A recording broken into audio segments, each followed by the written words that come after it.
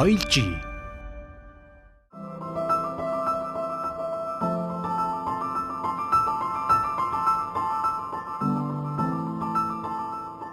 Дэлхийн эрүүл мэндийн байгууллагын явуулсан судалгаагаар коронавирусын халдварын далд үе дунджаар 5-аас 6 хоног болох хэдий ч 2-7 хоног хүртэл хугацаанд үргэлжлэх боломжтой гэж тус байгууллага онцлон тэмдэглэжээ.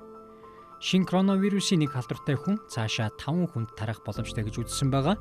Тэр 5 хүн цаашаа тарааж 5 мөчлөгийн хугацаанд буюу 5 үе дамжихад 384 хүнд халдвар тарааж болно гэдгийг эрдэмтэд тооцоолжээ. Өмнөд Солонгост бүртгэгдээгүй байсан энэ өвчин хариуцлагагүй нэг хүнээс болж 2 өдрийн дотор 284 хүнд халдвар тарсан мэдээлэл хүлээж аваад байна. Сарын хажуугаар нэгэн сайхан мэдээллийг та бүхэндээ дуулгая. Монголдо төдийгүй гадаадын олон төрлийн хариуцлага халдваргүйжүүлэлтийг болон биологийн идэвхт эмийн бүтээгдэхүүн үйлдвэрлэдэг Монхим үйлдвэрийн хинтээ хотын дарга амар сайхан уулзжээ.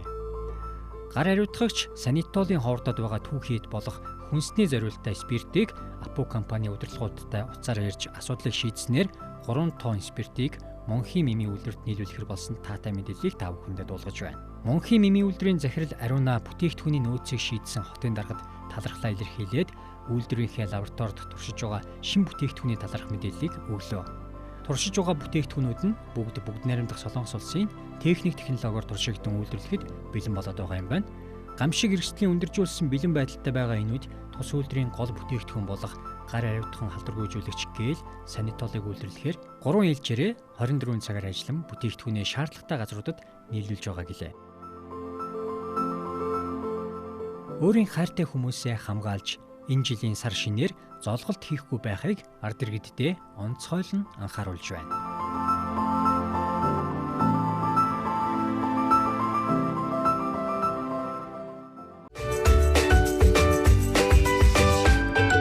соёлжий.